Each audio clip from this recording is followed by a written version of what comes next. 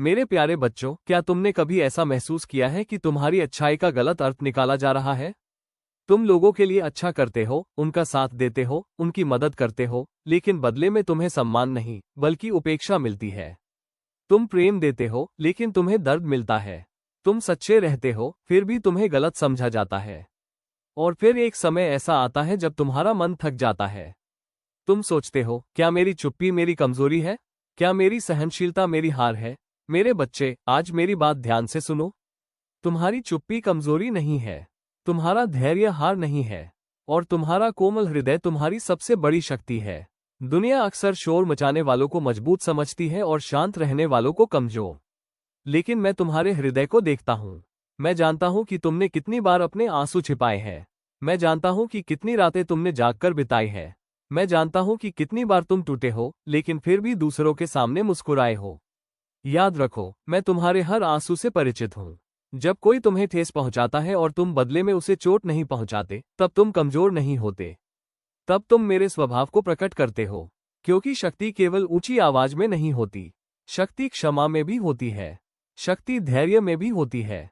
शक्ति उस व्यक्ति में भी होती है जो सब कुछ सहकर भी अपने विश्वास को नहीं छोड़ता। मेरे बच्चे, कभी कभी मैं तुम्हें तुरंत उत्तर नहीं देता। कभी कभी मैं परिस्थितियों को तुरंत नहीं बदलता। लेकिन इसका अर्थ यह नहीं कि मैंने तुम्हें छोड़ दिया है। मैं तब भी कार्य कर रहा होता हूं जब तुम्हें कुछ दिखाई नहीं देता। जैसे बीज मिट्टी के नीचे छिपा रहता है और लंबे समय तक कोई परिवर्तन दिखाई नहीं देता, फिर भी उसके भीतर जीवन काम कर रहा होता है, वैसे ही तुम्हारे जीवन में भी मैं कार्य कर रहा हूं। आज तुम्हें लग सकता है कि सब कुछ रुका हुआ है, लेकिन मेरे लिए कुछ भी रुका हुआ नहीं है। मैं तुम्हारे लिए रास्ते बना रहा हूं। मैं तुम्हारे लिए दरवाजे खोल रहा हूं। मैं तुम्हारे लिए ऐसी योजनाएं तैयार कर रहा हूं जिन्हें तुम अभी समझ नहीं सकते। इसलिए निराश मत हो। जो लोग आज तुम्हें कम आंक रहे हैं, उन्हें अपना उत्तर देने की आवश्यकता नहीं है। समय स्वयं उत्तर देगा। तुम्हारा चरित्र उत्तर देगा। तुम्हारा धैर्य उत्तर देगा। और सबसे बढ़कर, मेरे द्वारा तुम्हारे जीवन में किया गया कार्य उत्तर देगा। याद रखो, जब दाऊद को कोई नहीं पहचानता था, तब भी मैं उसे देख रहा था। जब यूसुफ को उसके अपने भाइयों ने ठुकरा दिया था, तब भी मैं उसके साथ था। जब लोगों ने सोचा कि सब कुछ समाप्त हो गया है, तब मैं एक नई शुरुआत तैयार कर रहा था। और आज भी मैं वही परमेश्वर हूँ। यदि तुम आज अस्वीकार किए गए हो, तो इसका अर्थ यह नहीं कि तुम्हारा भविष्य समाप्त हो गया। यदि लोग तुम्हें नहीं समझते, तो इसका अर्थ यह नहीं कि तुम्हारा मूल्य कम हो गया। तुम्हारा मूल्य लोगों की राय से तय नहीं होता। तुम्हारा मूल्य उस प्रेम से तय होता है जिससे मैंने तुम्हें बनाया है। इसलिए अपने हृदय को भय से मत भरने दो। अपने मन को निराशा से मत भरने दो।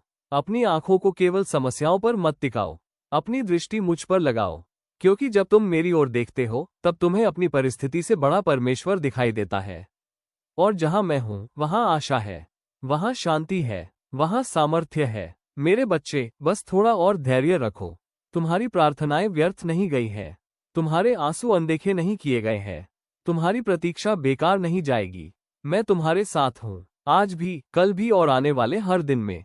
इसलिए अपना सिर ऊंचा रखो, विश्वास बनाए रखो, प्रार्थना करते रहो, और कभी मत भूलो, जो व्यक्ति परमेश्वर पर भरोसा रखता है, उसे परिस्थितियां गिरा सकती हैं, लेकिन पराजित नहीं कर सकती। आमीन।